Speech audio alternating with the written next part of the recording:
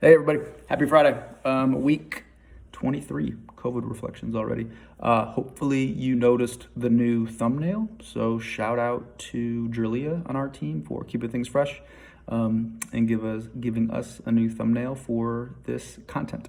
Going to talk about a few things here today, as always, from this week, at least in North Carolina and in a few other states. This was the first week of school. And specifically in North Carolina, it was fully remote in most districts. I think about 60 or 70% of the 100 districts across the state went remote, and a few others are doing hybrid and a mix of other things.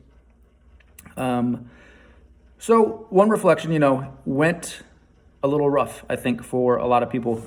Monday, when it started, the statewide login system crashed, and so couldn't work and did not work. In a number of cities across the state, they're now scrambling to find more hotspots to support families so they can ensure they at least have the hardware and the online capabilities to connect to support remote learning. I think there's just been kind of a number of mishaps, which probably to be expected, right, given the reality in which we're facing. But I think what we would like to see more of and what we're encouraging others to do is control what you can control. And so we can test things like online state systems before we launch, right? Before we know everybody in the state is going to log on to them.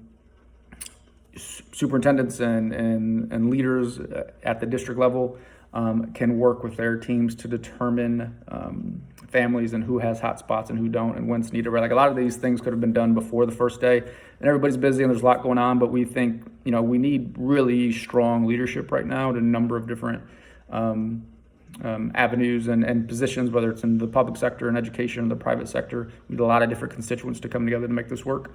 And so we want to see more leadership, and we're hoping some of these things will happen moving forward. But a big thing that we're still seeing is outside of this leadership, continuing to talk to families, continuing to talk to your principals and the students to understand what's working, what's not, and adapting from there. Really no reason, no matter how big or small your district is, that you should be estimating things, right? We can get real data, real numbers, and be very precise and specific with what we need to do, and hopefully we see more of that. So that's part one.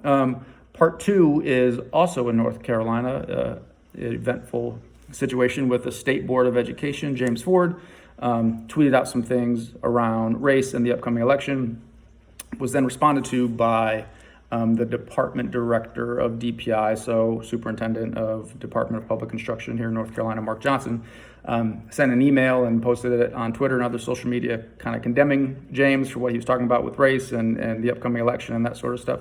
And so never good in any sense when a state board of education member and the state superintendent are kind of going back and forth on social media, but particularly when it comes to race and equity, and then particularly during a global pandemic, and also during the first week of school.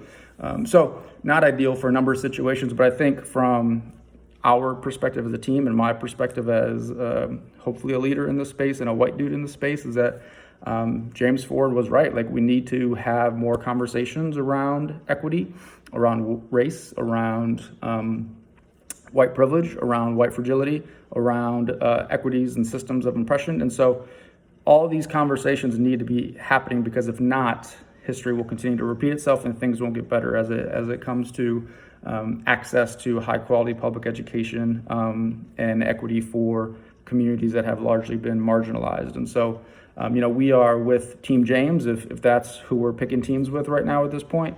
But we think, going back and forth on Twitter is not going to do it. But we do think, to James' point, that having these conversations to make sure these conversations are happening, but then to ensure we have the right systems in place to just move forward with these conversations, to talk about these things, to create spaces for it, to create professional development for it, and then understand how these systems are affecting public education.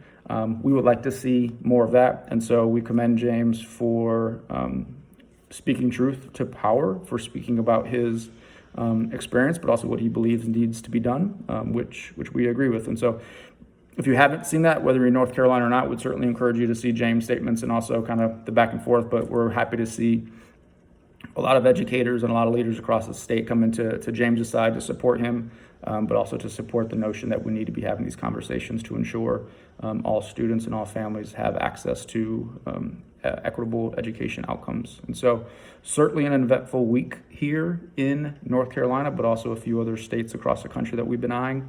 So we hope those two things are helpful. We hope that you guys are having a good week and that remote learning and or hybrid or whatever situation your schools find yourself in is going well. But we'd love to kind of hear your thoughts. So send us any thoughts about how those are happening with you across the state. Have a good weekend. We'll see you next week.